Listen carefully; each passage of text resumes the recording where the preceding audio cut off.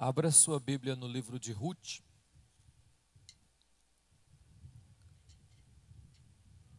Será que a sua Bíblia tem Ruth, irmão?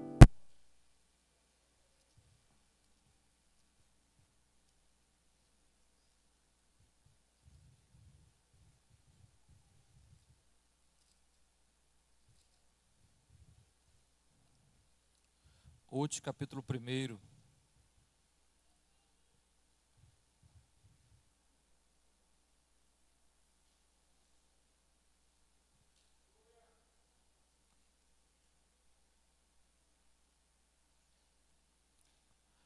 Ruth, capítulo 1, versículo 1 a seguir. Nos dias em que julgava os juízes, houve fome na terra.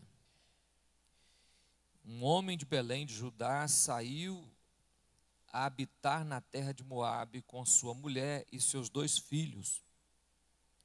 Este homem se chamava Elimeleque e sua mulher Noemi, e os filhos se chamavam Malom e Quilion, efrateus, de Belém de Judá.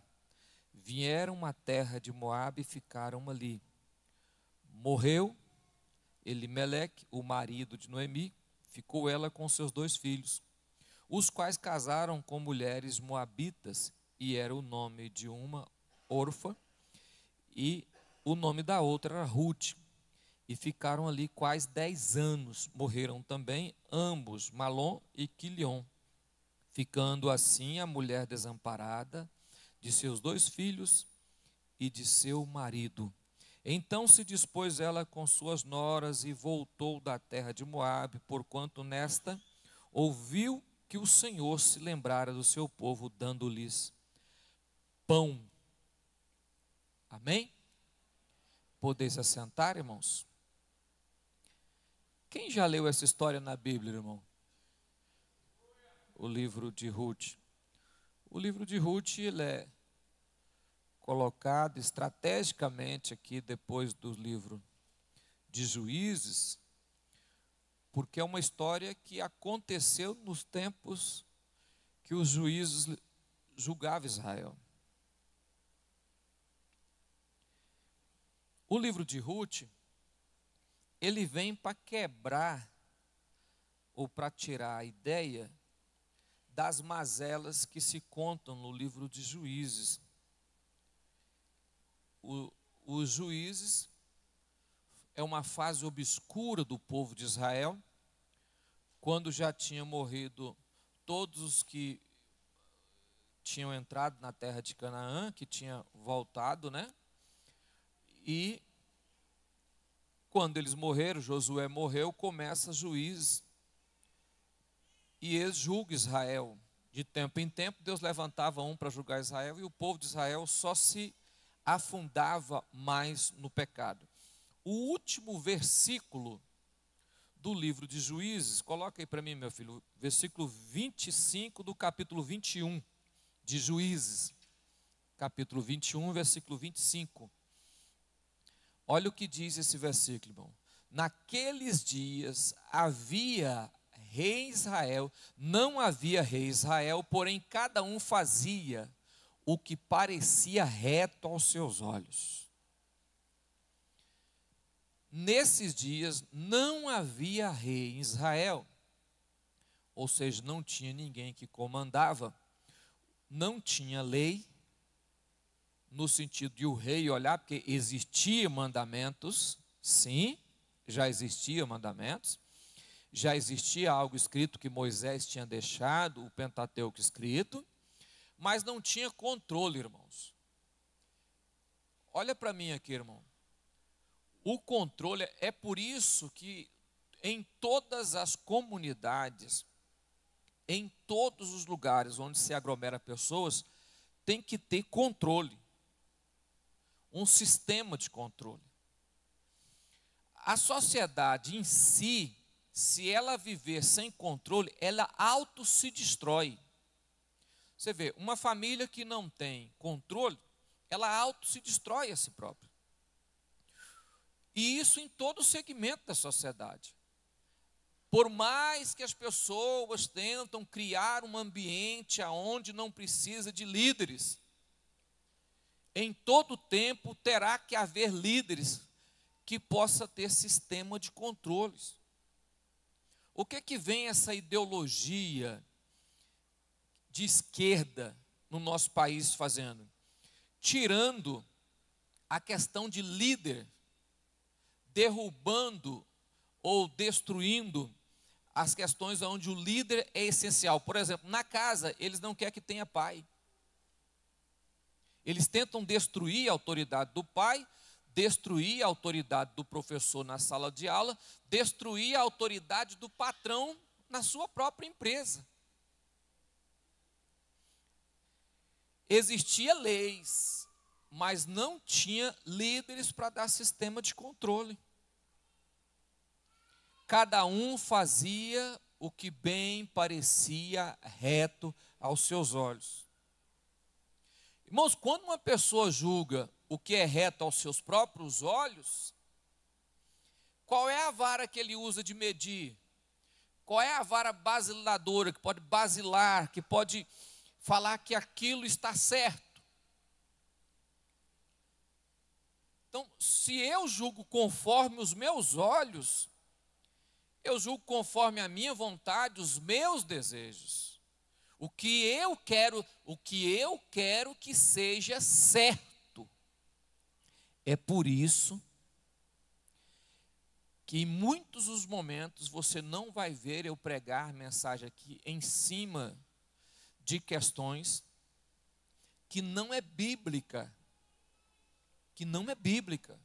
Porque quando eu começo a ensinar algo que não é bíblico, eu começo a colocar aquilo que eu acho que está certo. Eu achar que está certo, não me traz o direito de dizer que para o outro está certo. Então, o livro de Juízes termina numa anarquia, numa bagunça. O povo fazia o que queria. Começa Ruth. Ruth é uma poesia que entra em um local onde está sujo e começa a mostrar algo extraordinário. Agora imagine comigo aqui, Ruth, o seu marido, Elimeleque,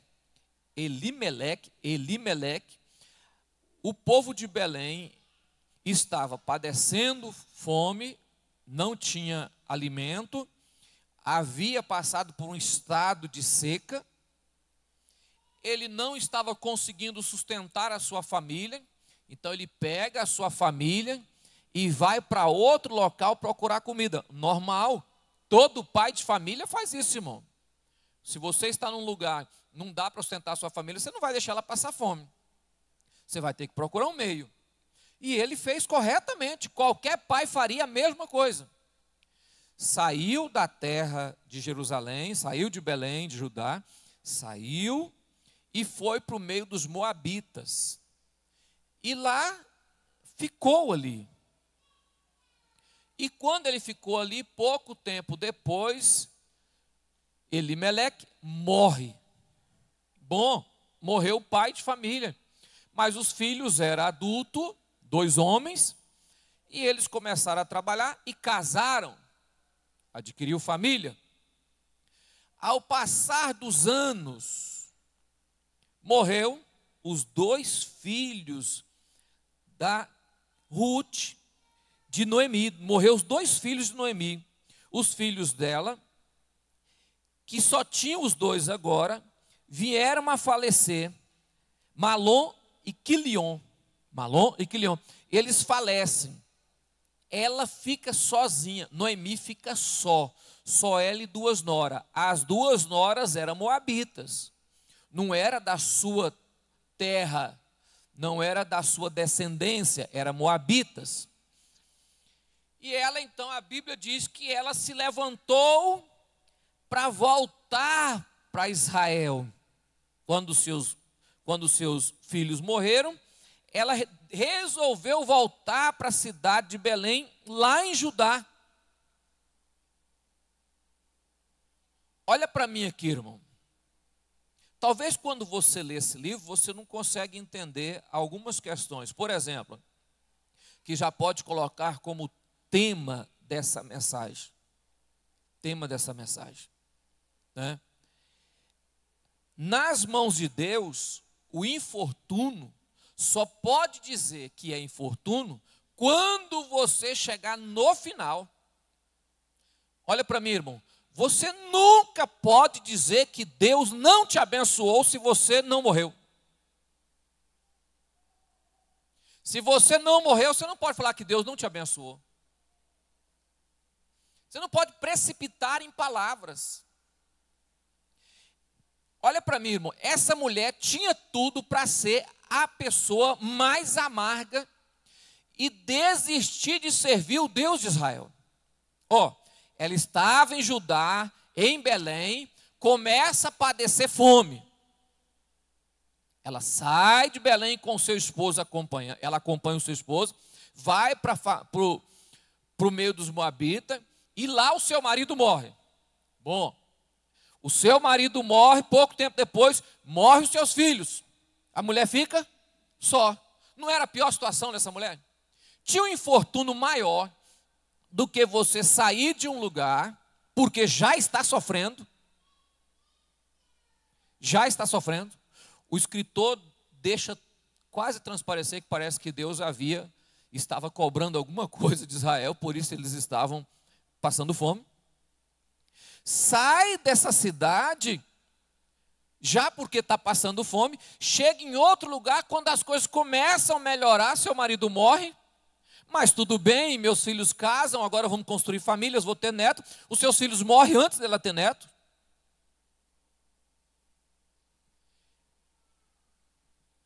E essa mulher fala, peraí, voltarei para ajudar. Por que ela resolveu voltar, irmão? Ela resolveu voltar porque ela ouviu dizer que Deus havia visitado Israel. E eu te pergunto, era fé ou não era? Fé. Fé. A fé da mulher não tinha acabado e nem duvidado de Deus. Noemi resolve voltar porque ela ouviu dizer que Deus visitou Israel. Quem é que não vai para onde Deus está visitando? Não é isso que a gente faz? Rapaz, Deus está ali. Não, eu vou procurar Deus. Eu vou procurar Deus. Eu vou aonde Ele está trabalhando, aonde Ele está visitando, aonde Ele está fazendo, aonde está acontecendo milagre. Eu vou para lá. É fé. É fé. Quando os seus filhos morreram, ela ficou sabendo da notícia, disse, vou voltar para Israel, porque Deus visitou a casa do seu povo. Voltarei para lá. Olha para mim, irmão. Não estaria naquele conceito das pessoas falar que estava magoado com Deus, revoltado com o Senhor. Porque tem crente que é o seguinte, para ele, se Deus não o abençoar instantaneamente, ele já revoltou com o Senhor. Já está revoltado. Porque Deus não fez aquilo a qual eu esperava que Ele ia fazer. Ou seja, eu saí, meu marido morreu, tudo bem, meu marido morreu. Mas Deus vai colocar a mão sobre mim, vai abençoar os meus filhos, nós vamos crescer na terra e será uma bênção. Não, mas de repente os filhos morrem também. Pronto. O mesmo infortúnio, o mesmo sofrimento que aconteceu de estar com fome, correndo da fome, ela se vê agora, além de não ter a família, na mesma situação. Aonde está Deus? Como diz o salmista, né? Aonde está Deus? Olhe para mim, irmão. Nós temos que parar de ser crente medíocre e achar que Deus tem a obrigação de nos abençoar instantaneamente. Temos que parar de ser medíocre, pequenos, tão pequenos que nós pensamos que Deus tem que nos abençoar. Deus tem que me abençoar. Não, não tem não, irmão. Deus não tem que me abençoar. Deus tem que trabalhar na minha vida. Deus tem que moldar a minha vida. Deus tem que me preparar para morar no céu. Deus tem que ir resgatando em mim aquilo que é dele e tirando de mim aquilo que está atrapalhando. Esse é o trabalhar de Deus. E ela ouviu falar que estava sendo abençoada, ela pegou e voltou para a sua terra. Deus está lá? Eu continuo crendo nele. Ah, mas e o sofrimento? Mas eu continuo crendo. Porque hoje é dessa forma, sabia? Se o cabra é pobre, Deus não está com ele. Se ele adoece, vai, cadê seu Deus? Se ele passa eu estou na terra, irmão. Eu estou aonde? Na terra. E aqui acontecem fatos, problemas, infortúnios. A morte aqui é para todos. A doença aqui é para todos. Ninguém está livre de adoecer. E nem livre de passar necessidade. Nem livre de ficar desempregado. Não, é para todos. É para todos. Mas isso não pode derrubar a minha fé. Ou apagar ela. Amém, irmão? Agora eu vi uma pessoa uma vez e falou, não, pastor, eu vou ter que congregar em outro lugar, porque eu vim aqui para a igreja que eu queria casar, mas eu não encontrei a mulher. Falou, mas você está procurando na igreja o casamento? Dê graças a Deus que você está solteiro, rapaz. Sorte é quem está solteiro, né, irmão? Que se morrer, morre sozinho, não tem mais ninguém para morrer com ele. Né? Se morrer, pelo menos morre sozinho. Ué. Tem que levar ninguém com a morte, ué. Morre sozinho, está bom demais. Eu estou colocando uma coisa tão simples para você prestar atenção no que eu estou dizendo, é o seguinte, irmão. Eu não posso culpar a Deus pelos infortúnios da minha vida, eu tenho que crer acima dos meus problemas. Acima de toda angústia e sofrimento, eu preciso entender, Deus está trabalhando o meu caráter. Deus está trabalhando a minha vida. Quando ela volta, eu não vai dar tempo de eu ler para você aqui, eu vou ler alguns versículos, mas só o que eu quero falar sobre eles. Quando ela volta, ela tinha duas noras, Orfa e Ruth, todas duas moabitas, Orfa e Ruth. Ela falou, minhas filhas, vocês voltam, olha o tanto que ela cria em Deus, vocês voltam para a casa dos vossos pais e Deus vai providenciar marido para vocês que cuida de vocês. Volta para a casa dos seus pais, eu vou voltar para a terra, para minhas terras, a terra dos meus pais, e você volta para a casa dos seus pais e Deus vai cuidar de vocês. Ruth, a Orfa voltou, Ruth olhou para ela e disse, não, teu povo é o meu povo, aonde tu fores irei eu, o teu Deus. Esse é o maior testemunho de que Noemi servia a Deus com sinceridade e honestidade, irmão. No meio de toda angústia, Noemi brilhava o brilho do Espírito de Deus na vida dela. Porque para Ruth olhar para ela e dizer, olha, aonde tu fores irei eu, o teu povo é o meu povo, o teu Deus. Como, irmão? Como o teu Deus é o meu Deus? Como? Se o teu Deus não ajudou você, eu não vou te acompanhar. Se o teu Deus deixou você entrar por um caminho de sofrimento, eu não vou te acompanhar. Seria o normal da vida. Seria ou não seria, irmão? Seria o normal. Mas não. Com certeza Noemi falou muito bem de Deus. Noemi ensinou muitas vezes a Ruth sobre Deus. Mesmo nos seus infortúnios, mesmo na angústia, porque quando ela volta para Belém, ela fala, daqui eu parti assim, voltei sozinha e amargurada, cheia de amargura, de dor, de sofrimento. Mas ela havia ensinado para Ruth que Deus estava acima do seu sofrimento e da sua angústia. Porque para Ruth acompanhar ela, Ruth tinha que acreditar em alguma coisa. Ruth demonstra algo que está acabando no meio do ser humano: hombridade, companheirismo. Amém, irmão? Está nascendo uma raça de seres humanos na terra, interesseiros, que só aproxima de você porque quer algo, porque vê algo em você e por isso quer aproximar de você. Não é amigo, não é parceiro, não é companheiro, né? Não está disposto a gastar a sua própria vida para seguir junto. O Ruth mostra isso para a sogra, diz: olha, o teu povo é o meu povo, o teu Deus é o meu Deus. Aonde você for, eu vou. Companheirismo. Companheirismo. Nós precisamos de pessoas assim. Pessoas que consigam olhar para nós e ver além do sofrimento. Amém, irmão? Ver além do sofrimento. Além. Ver acima. Consiga ver o Deus a qual nós servimos, que tem moldado e mudado a nossa vida.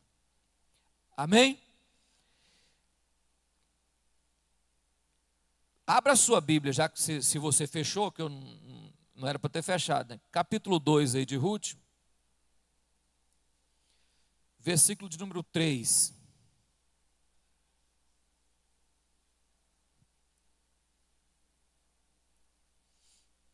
E foi, pois, e chegou a apanhar espigas no campo após os segadores.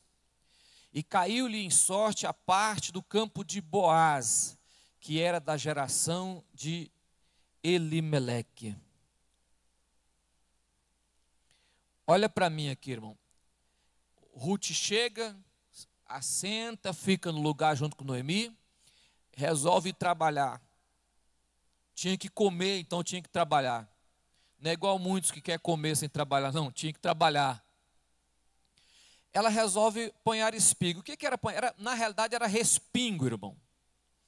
Respingo é o seguinte: pela lei, as espigas que caíam no chão, era para que os necessitados pegassem essas espigas. Se deixasse cair no chão, não tinha direito de pegar. Isso era para o pobre.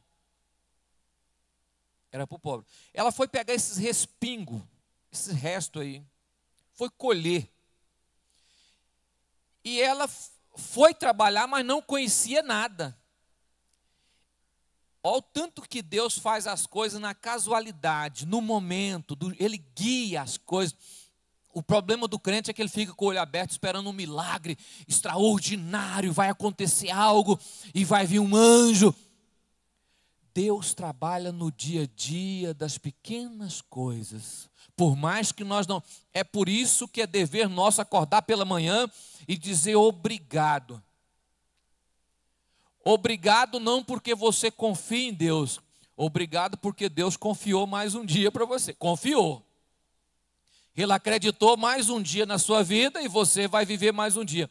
Um simples dia, mas você abriu o olho, amém?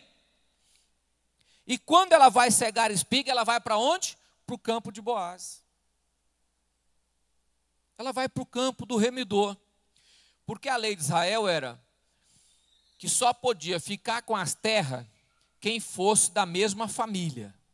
Para não haver mistura de pessoas, vir gente de fora. Até no Brasil tem essa lei, não é qualquer pessoa que pode vir dos Estados Unidos e comprar terra aqui.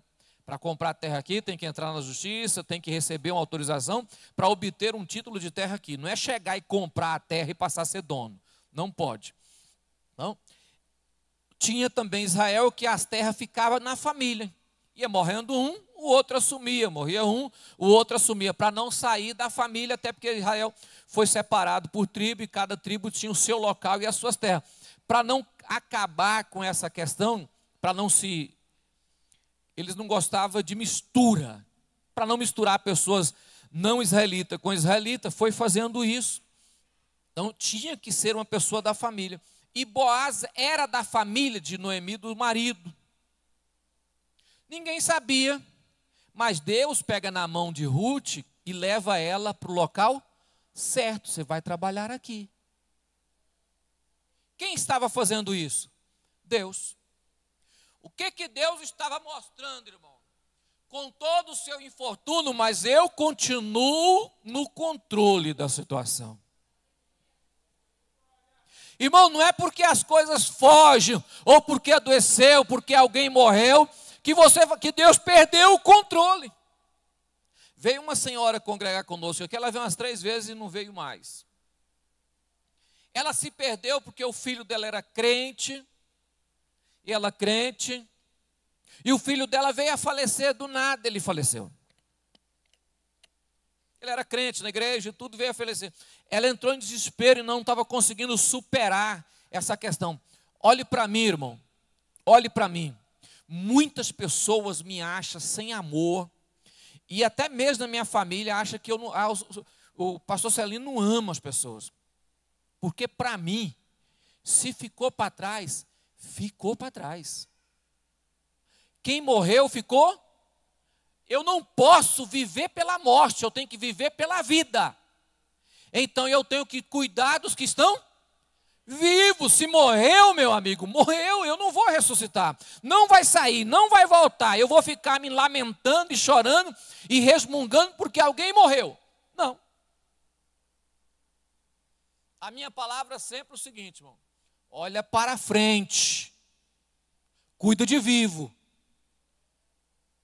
Cuida de vivo. Quem é que cuida de morto? É Deus. Não é eu. Se na sua família alguém morrer, você ficar apegado, o único problema seu é o seu sofrimento pro resto da vida. Porque quem carrega defunto só sofre, irmão. Para todo lado que vai, lembrando de defunto. Uma das ideias que eu tenho é o seguinte: se morreu, eu jogo as fotos tudo fora.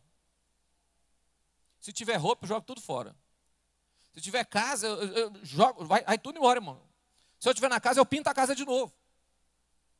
Pastor, o que é isso? Ficou para trás. O meu alvo está na frente. Se eu carregar defunto, eu vou sofrer, ué.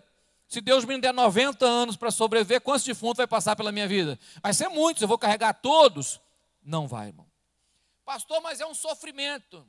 Aprende a superar as coisas crendo em Deus, em nome de Jesus. Deus está no controle da situação. Pega Ruth e leva ela para a pessoa certa. Coloca ela na mão da pessoa certa. E olha o que ele diz para Ruth. 2, versículo 11. Põe, meu filho, 2, versículo 11. Ruth 2, 9 e 11. Aí. Respondeu Boaz e disse: bem se me contou quanto fizeste à tua sogra, o bem que você fez à sua sogra. Depois da morte do teu marido, deixaste o teu pai e a tua mãe, e a terra onde nasceste, e vieste para um povo que dantes não conhecestes. Me falou bem de você. Sabe por que eu vou te ajudar? Porque me falaram bem da sua vida. Olha para mim, irmão. Provérbio diz que o bom nome vale mais do que prata e ouro. A boa moral cabe em qualquer lugar. A pessoa de uma índole boa é bem quisto e bem aceita em qualquer ambiente. Se você não tem um bom nome, dificilmente você vai ter bons amigos ou boas pessoas ao seu lado. Me falaram que você deixou tudo e foi cuidar da sua sogra. Fizeste bem. Fizeste bem. Amém, irmão? O que você fez. Versículo 12, meu filho. Vem. Olha o que ele diz. O Senhor galardoe o teu feito, e seja cumprido o teu galardão do Senhor, Deus de Israel, cujas asas tu viestes cujas asas tu viestes. Tinha uma lei em Israel o seguinte, que quando a pessoa era estrangeiro e viesse para Israel e aceitasse o Deus de Israel, o povo de Israel tinha que cuidar da pessoa. Tinha que cuidar, era estrangeiro, o povo de Israel tinha que cuidar porque aceitasse o seu Deus. É igual hoje, alguém aceita Cristo, a igreja tem que cuidar, tem que ajudar, tem que estar perto, tem que manter. E ele já abençoa e diz, olha, pelos seus feitos, que o Senhor te galardoe, que o Senhor te abençoe. A quem você confiou, você veio e se colocou nos braços daquele que realmente vai cuidar de você. Olha para mim, irmão. Se a pessoa te conhece, ele te abençoa ou te amaldiçoa? Pense nisso. Abra a sua Bíblia em Ruth 3, versículo 10.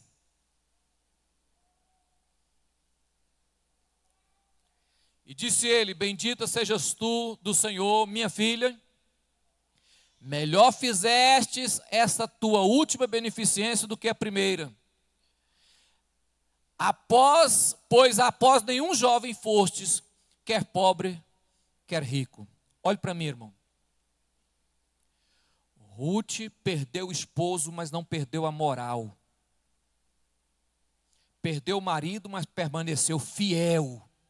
Não saiu atrás de homens, não saiu correndo atrás de pessoas, não saiu atrás de fornicação, não saiu atrás de estar atrás de outra pessoa, não. Ela preferiu colher espigas, colher milho, pegar no chão, viver de sobra, do que andar atrás de rapaz novo. Ela era uma viúva. E o que ele está dizendo, olha, o que você fez, a sua primeira ação com a sua sogra, nota 10. Mas a segunda, que é a sua moral, você fez melhor do que a primeira. Você poderia ter saído atrás de jovens, ter ido atrás de festa, ter ido atrás de baderna. Você poderia ter perdido a sua moral, mas não. Olha para mim, as moças estão estudando hoje, né? A pior coisa para uma moça é quando ela vira vassoura, irmão. Passa na mão de todo mundo. E hoje temos um sério risco com isso. Aonde as moças, muitas delas não se respeitam a si próprias. Falta de moral. E ele está dizendo exatamente isso. Você fizeste bem. Você fizeste bem. Versículo 11.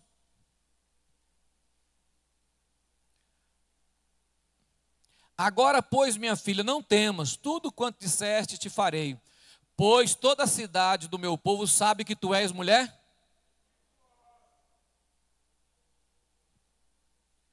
Olha para mim, irmãos, o sofrimento não é justificativa para o pecado. O sofrimento não se justifica, não, eu fiz isso porque eu estava, não, eu fiz isso porque eu estava. O sofrimento não justifica o pecado.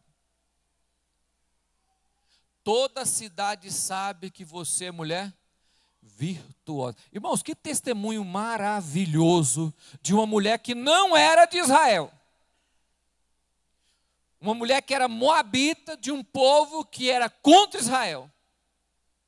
Tem outra mulher assim que era cananeia, né, que é a Raabe, que era prostituta, mas que fez uma ação e passou a ser esposa de um dos príncipes de Israel. O que eu estou dizendo para você? Eu estou dizendo para você, irmão, que a nossa vida corresponde ao nosso testemunho. Você quer que Deus te abençoe? Deus vai usar pessoas. E pessoas para abençoar você, vai olhar o seu testemunho. Sua vida. Sua vida. O que aconteceu com Noemi e Ruth, irmão? Só para você ver o que Deus faz. Não vai dar tempo de eu comentar muita coisa, mas abre aí. Ruth capítulo 4, versículo 14. Só para você ver uma coisa. Lê comigo para você ver o que é Deus, como é que Deus faz as coisas. Então Boaz virou o remidor dela, virou remidor, era o remidor, comprou a terra, assumiu a mulher do parente, porque ele tinha que fazer isso, ele assumiu a mulher do parente, comprou as terras e ajudou Noemi. Olha o que aconteceu. Então as mulheres disseram a Noemi: bendito seja o Senhor que não te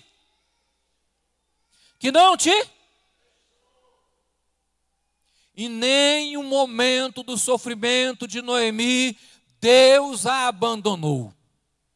Ela passou o seu sofrimento sendo fiel a Deus e Deus a acompanhou.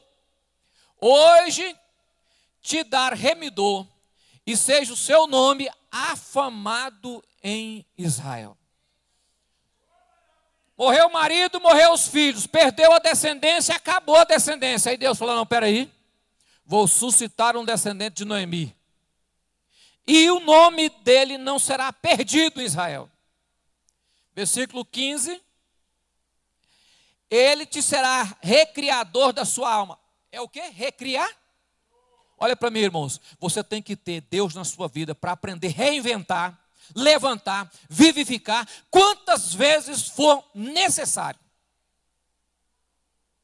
Deus é um Deus de pegar as pessoas na lona e colocar de pé. O salmista diz que ele pega o pobre, miserável do monturo, do lixo, e põe sentado entre os príncipes de Israel. Ele é Deus que faz isso. Ele está dizendo: olha, e te será recriador da sua alma. Toda angústia e amargura, vou refazer isso e te dar alegria na sua vida. Olha para mim, irmão. Deus jamais vai abandonar aqueles que são seus. Em todo o tempo, sempre na sua vida, Deus vai acompanhar. Ou no vale, ou na sombra da morte, mas Deus será o seu pastor e vai acompanhar você e vai recriar a sua vida em nome de Jesus. Conservará a tua velhice, pois a tua nora que te ama teve, e ela te é melhor do que 7 filhos. Uma nora que era melhor do que os filhos tudo que tinha. Bendito seja o nome do Senhor. Versículo 16. Noemi tomou o filho e pôs no seu regaço, e foi a sua ama. Noemi pegou o filho de Ruth, que era agora seu neto. Não, mas não era neto. Não, mas agora era o seu neto. Porque Ruth se tornou filha de Noemi. Foi ela que acompanhou como filha. Pegou no seu colo. Versículo 17. Só para você ver o resultado. E as vizinhas lhe deram o nome, dizendo: Noemi nasceu. Quem nasceu o filho? De quem? Ué, mas Noemi era... De quem que era o filho? De Ruth. Mas para quem que Deus deu? Para quem que Deus deu? Olha para mim, irmão. Deus não depende de útero para fazer aquilo que Ele quer fazer. Se Ele vai abençoar, não existe leis que podem atrapalhar quando Deus quer colocar a mão e abençoar a sua vida. Deus não depende de estação, Deus não depende de normas, Deus não depende das leis da natureza para colocar a mão e abençoar a sua vida. Quem perdeu os filhos foi Noemi. E Deus falou: agora eu vou te dar outro filho. Não, mas eu não posso casar. Mas pegou o filho que era de Ruth. Agora é seu filho. E chamaram o seu nome de Obed. Esse foi pai de Jessé, pai de... Agora me fala uma coisa. Será que o nome dela ficou gravado na história? Ele não disse assim: vou te fazer afamado em Israel? Ficou gravado na história e ficou na genealogia de Cristo. Quem fez isso? Ela havia passado seus problemas? Sim. Ela passou com fé? Passou. Blasfemou contra Deus? Não. Desistiu de confiar? Não. Continuou aceitando a vontade de Deus? Continuou aceitando a vontade de Deus. Mas chegou o dia que Deus falou assim: Noemi, pela sua velhice, agora eu vou te dar um filho. para que possa dar a você prazer na sua alma. Foi pai de Jessé, ela foi mãe de Obedes, que foi pai de Jessé, que foi pai de Davi, então bisavô de Davi. Amém, irmão? Qual é o homem mais famoso